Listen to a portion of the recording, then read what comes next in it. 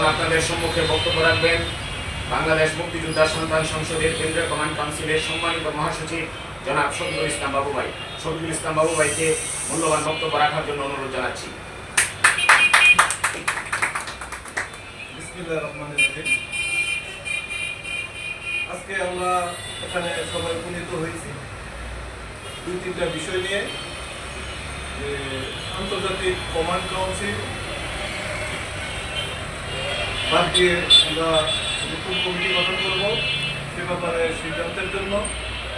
তারপর কিশোরগঞ্জ জেলা কমিটি গঠন এবং সামনে যে আমরা কীভাবে আমাদের সংগঠন পরিচালনা করব সেই সব বিষয় আলোচনা করার জন্য ইনশাআল্লাহ সবার মতামতের ভিত্তিতে কিছু সিদ্ধান্ত গৃহীত হয়েছে যে আন্তর্জাতিক কমিটি বিলুপ্ত ও নতুন করে গঠন করা হবে এবং কিশোরগঞ্জ জেলা কমিটি মেয়াদ উত্তীর্ণ হওয়ায় নতুন কমিটি সবার সিদ্ধান্ত অনুযায়ী নতুন কমিটি দেওয়া হবে এবং ভবিষ্যৎ পরিকল্পনা নিয়ে আলোচনা হয়েছে।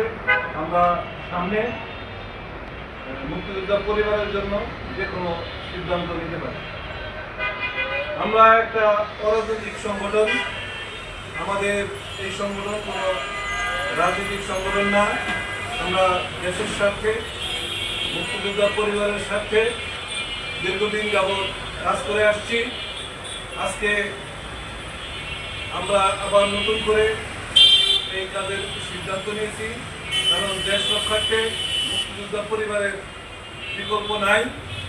আমরা এ কারণে বাংলাদেশ মুক্তিযোদ্ধা সন্তান সংসদের পতাকা তলে সকল বীর মুক্তিযোদ্ধা সন্তানরা একত্রিত হওয়া একান্ত জরুরি হয়ে পড়েছে।